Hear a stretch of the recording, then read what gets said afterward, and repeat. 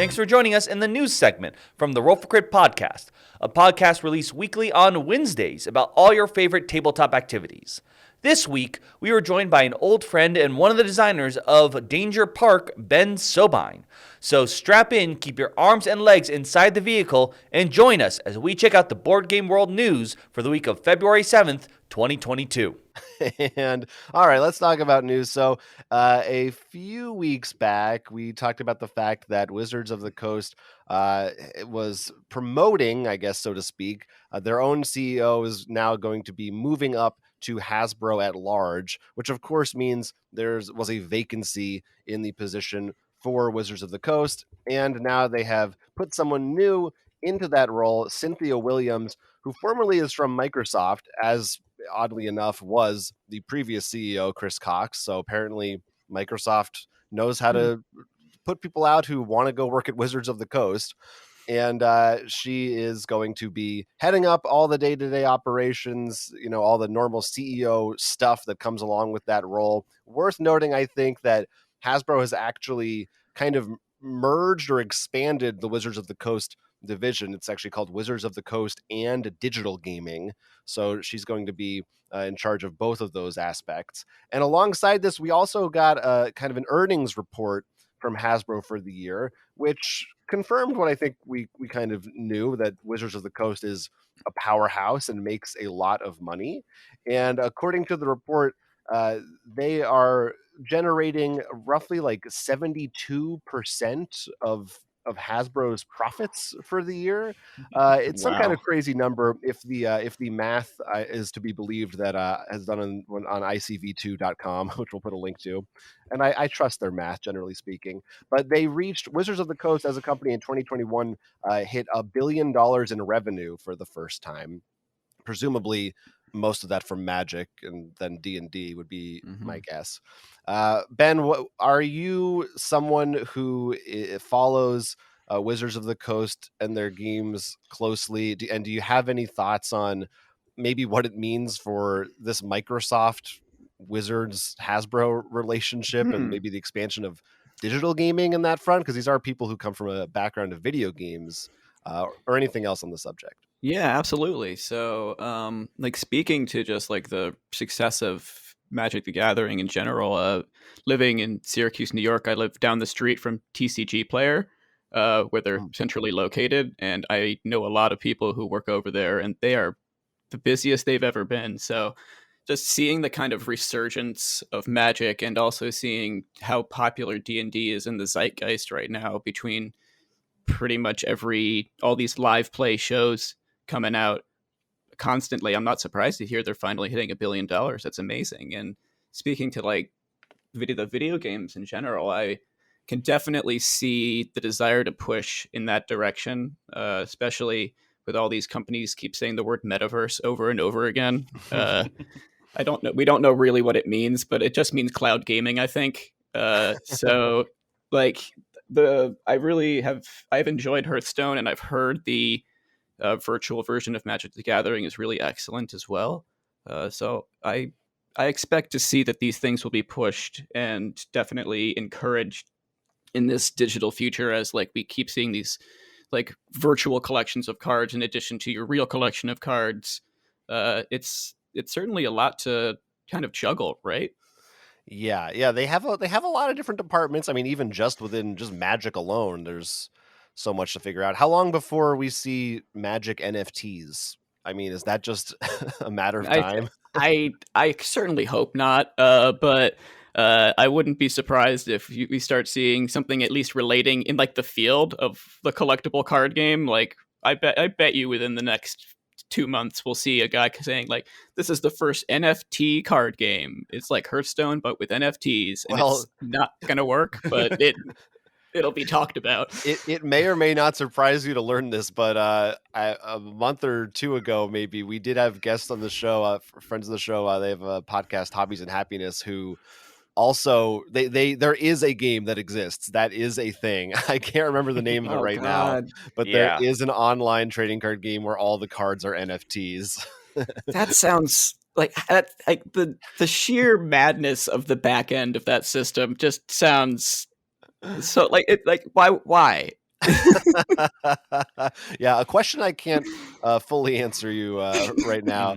Mm. Will, no, I don't think that I didn't see a full breakdown, at least where I looked, of how much of this was like the digital aspect of it. But do you think, as someone who's follows Magic pretty closely, does it seem like they will be moving more into digital directions? Does it seem like the Magic I Arena and all that's pretty big right now?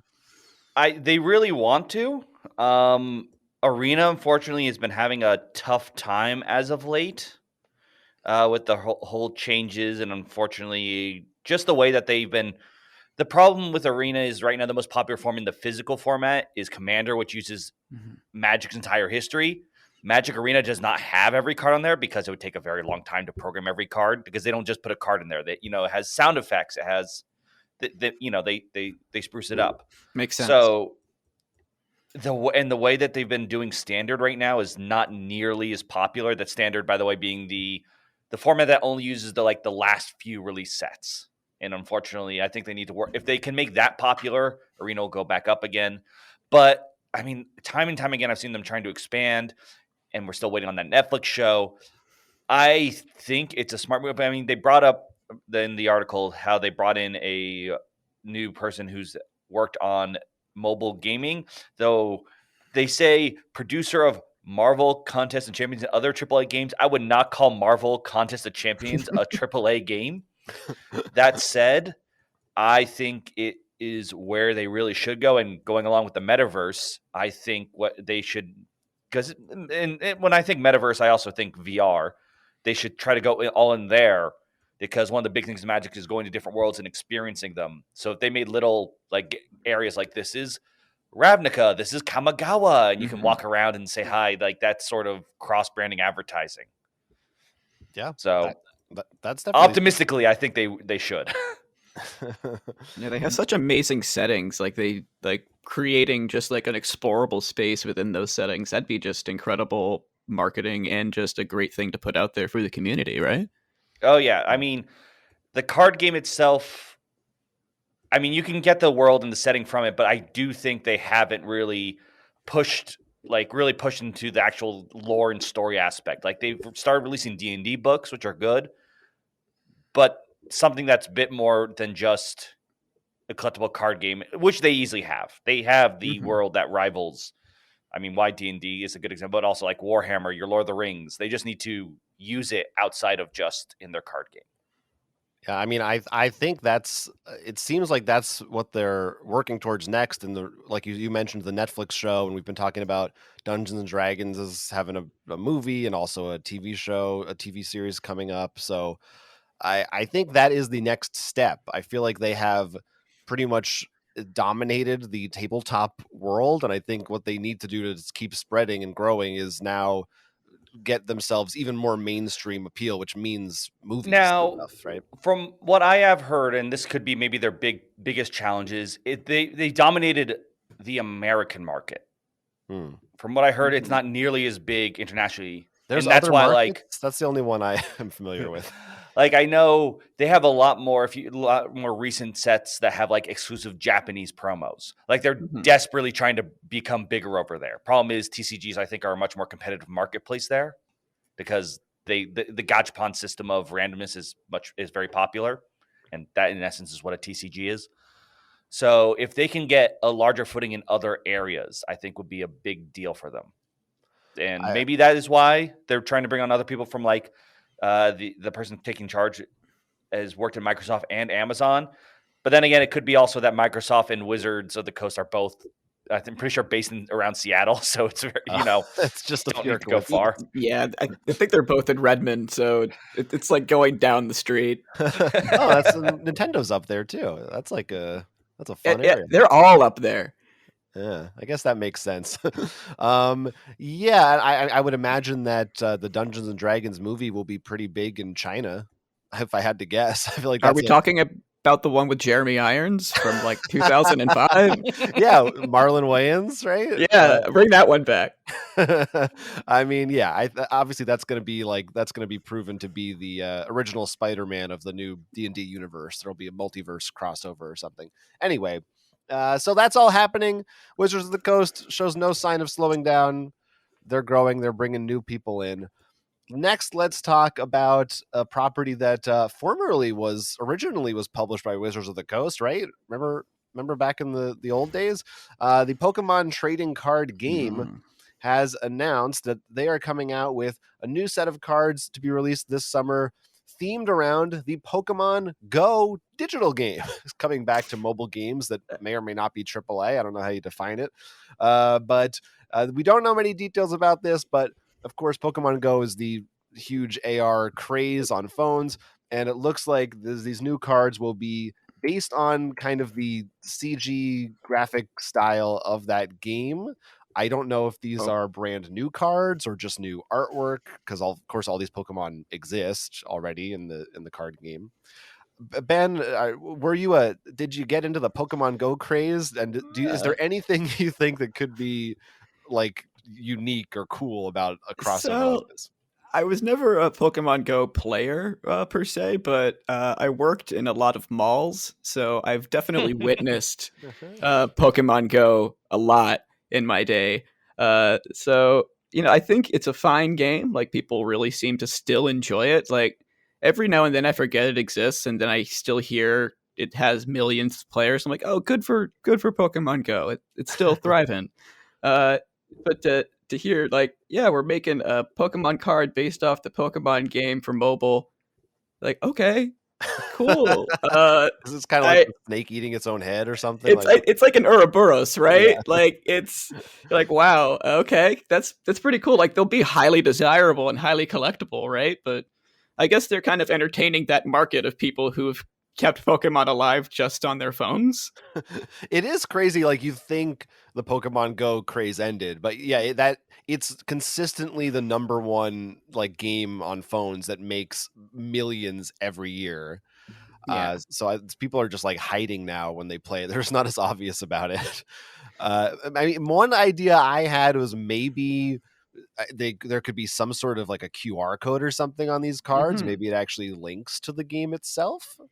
I don't know. Will, is that anything that you maybe would be tempted I actually think that's a really good, I think a reasonable prediction. In fact, this is one of the things where I think Magic needs to learn from Pokemon. If you open a regular pack of Pokemon cards, it comes with a card with a QR code where you can type it into their online thing and get a pack. Okay. Which Magic does not have. And I'm like, that should be a given if you want like, if I get a free pack on Arena for buying your product, I'm going to use both more often. So the idea of them having something that would reward you in the Pokemon Go game as well just seems like a very easy choice. Yeah, that makes sense. I would hope they go with new cards, and I think they would, because I mean the Pokemon card game's still going strong. And as far as I know, sure, every now and then it's like Pokemon XY, whatever the new game is, but then they do something like Steam Forge or the Celestial War. They just like, we got to come up with another weird set name for new Right. cards. It's what they cool. should do for their gimmick. Yeah. Yeah. But remember this is one of the early sets when I think all of us would have played the, like, you can get like Team Rocket Blastoise or something. They should have like Team Mystic Vaporeon, Team Valor Flareon, that kind of stuff. Like, that are related to the teams a bit. And I think that would be something that would be really fun with the game. Yeah, it looks like on the art they showed, they not just Pokemon, they do show like a Pokestop and also the one guy. I mean, there's plenty of trainer cards, I think they were called, in the game and stuff. So I'm sure those will be making their appearance as those things. Though it could be funny if it's like you play the Pokemon Go Stop, like, pull up your Pokemon Go app. If the nearest base is controlled by Mystic Game, draw a card. If controlled by I feel like they would do that. They could get meta with it. Yeah, they could have some stuff like that. So that's fun. If you're a Pokemon fan, I don't. It's funny, but maybe if you like the game, the cards, there's no reason they couldn't turn out to be interesting. Yeah, Pokemon trading card game is also bigger than it's ever been. Right. Gotta get that Shadowless Charizard. It really is like, in 1999 or whatever, everyone referred to Pokemon as a fad, and or at least adults at the time, I feel like, assumed that this isn't going to be a thing. It's Beanie Babies, it's Tamagotchis or whatever, but it just grows and grows and grows and never stops. It is kind of wild. Well, part of it, I mean, part of it, one is I think compared to Beanie Babies and maybe Tamagotchi would be closer, but like because it had the video games, it has a much more solid like entertainment base. Yeah. 100%. And the other thing is most adults back then, and maybe I'm wrong, I feel their generation, like there was more close to our generation, is the generation of nostalgia. Mhm. We hang on to, we're like, no, this is still good, and we can do more good stuff with it. So it's much easier for these companies to stay in their lane for the most part, Yeah. Yeah, absolutely. Why for invent better or something new? worse. Yeah, Pokemon. So look forward to those Pokemon Go cards sometime this summer, and more details if you want to find out exactly what they are. Now, there's a few new game announcements that I thought would be fun to touch on. The biggest one, I think, comes from Stonemaier Games. Anytime there's a new Stonemaier title, I feel like it's kind of a big deal to some extent. And this one is a new edition of an older game that they were not previously the publisher on, Libertalia. And this one is called Libertalia Winds of Galecrest. Am I saying Libertalia? Libertalia? I don't know. I don't know which one is right. Anyway, this is a pirate-themed hand management game, and this is, according to the announcement, a completely revised and expanded version of it. It's got extra content. They've changed some of the core rules from the original. It also has a slightly new theme with all new artwork. Instead of pirates, now it's sky pirates. So you can go full Skies of Arcadia in this one. I'm excited about this. Having not played the original game, I just from a glancing at it, at least the artwork to me looks much more appealing, and I think sky pirates are cool. Ben, have you played the original Libertalia? I haven't. This new version looks very pretty. Definitely got that Stonemaier touch. Looks pretty fun. Like I'm also in for Sky Pirates, being a treasure planet fan. Oh yeah, yeah, underrated classic. Oh yeah. Now, I have a question for you, Jonathan. I agree as with both of you, very colorful, all in on flying around. Do you think though the theme change was because it's easier to mess around with? I don't know, Sky Pirates to make it look more colorful. Do you think it's also to get away from, we've been having a bit of a renaissance is not the right word. Reckoning, I Maybe it guess is. you could use, of games set in more historical pasts and how sometimes they may not represent them fairly. Mm-hmm. Right. Yeah, I can't. What was the game recently? I mean, there's sort of been multiple examples of pirate themed games where it was Jamaica? not. Yeah, maybe it was Jamaica. Yeah. That's a good point. If you said it, if it's fantastical, then it's, you don't need to worry about things like that. I mean, my guess would be it's just, at least on the surface, it's just, I don't know. If you're going to do a new version, you want to kind of switch it up a little bit. It's just fun to Yeah. make them fly.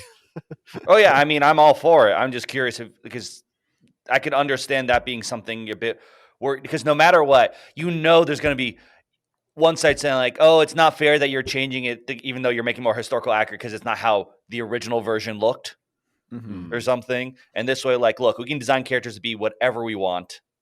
Everyone can feel like there's a good place, and we don't have to be worried about a comment section. You can have robot pirates in there. Whatever Yeah, you like want. it's easier to include everybody when you kind of make the setting a little more open. Right. Yeah. So yeah, that is cool. I'm looking forward to trying that one out soon. That is going to be releasing sometime and going up for pre-order in March. So you don't have too long to wait. Also, Plaid Hat Games announced a new Quirky Circuits game. This is a programming game designed by Nikki Valens, and this is a new standalone follow-up to it, Quirky Circuits Penny and Gizmo's Snow Day.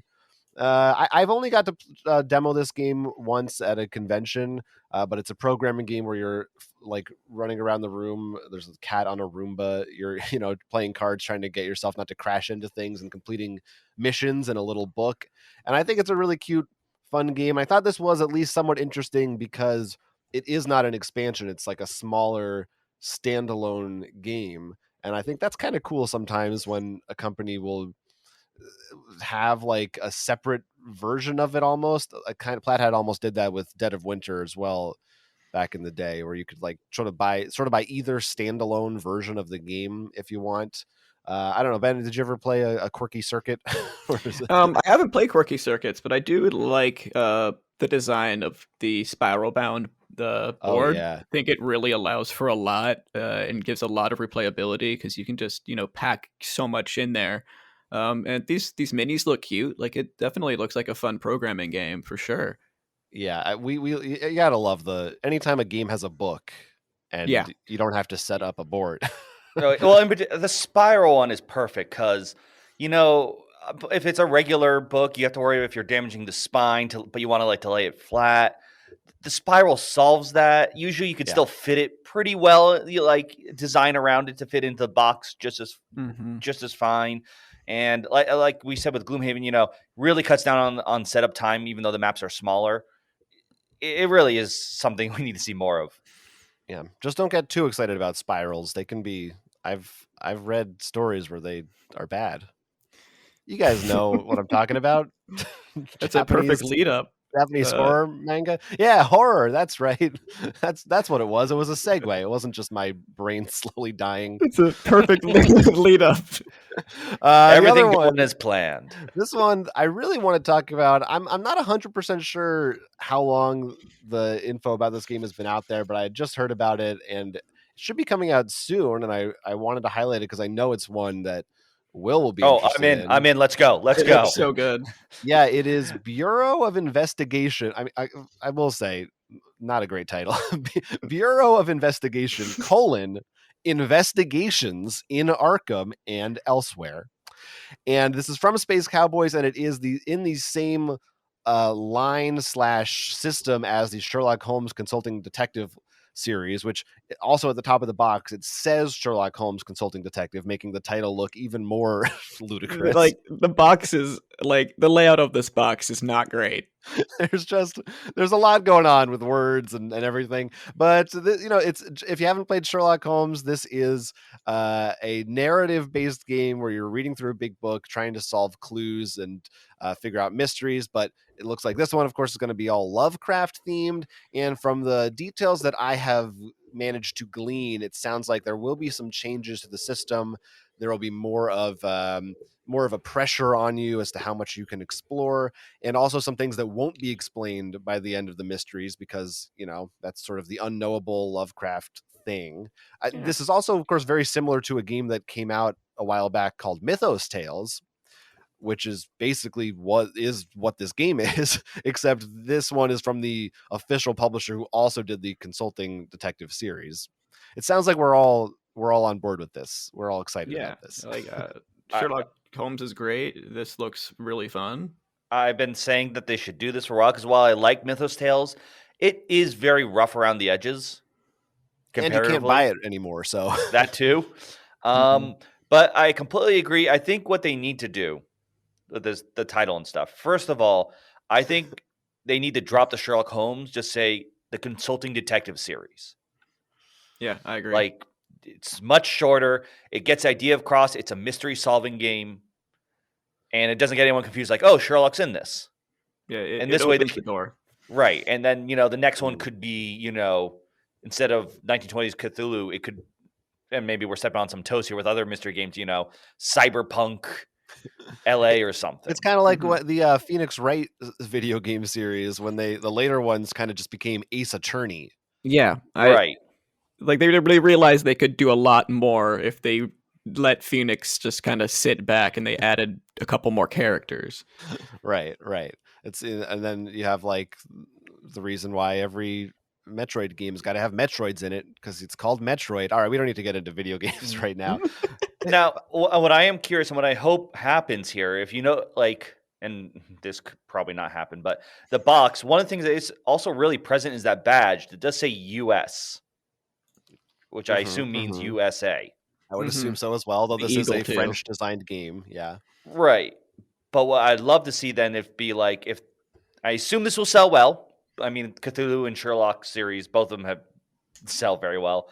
That the next one would be then, different name, like Bureau, whatever it is, but it would be like a European, maybe like just French or all European. And then you can go to different areas because Lovecraft. One of the things about many Lovecraft games, they're very. I mean, it makes sense. They're very American centric in terms of their locations.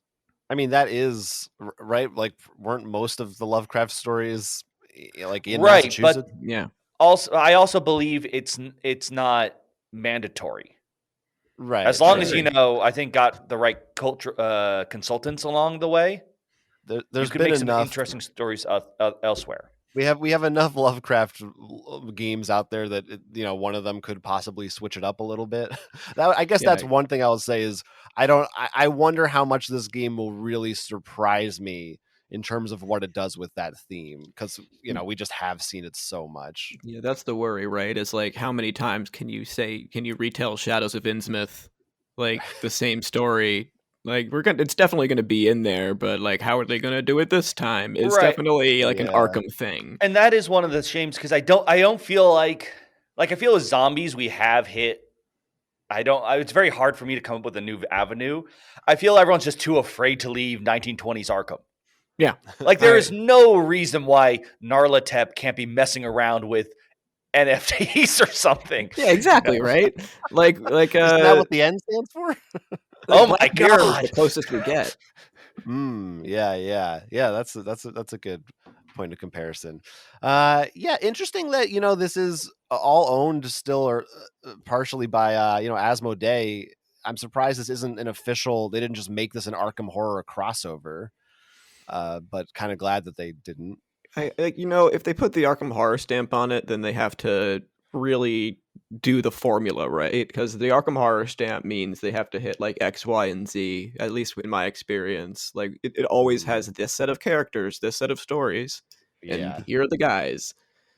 Right. That might be why this has been so long. They're probably like, do we want to, I do think this is, I mean, that's because Lovecraft in general, being in the public domain, better to just make this its own thing. And for the sake of, I mean, they're still in 1920s, but you probably can still try to go different. Yeah. And come up with a funner mystery.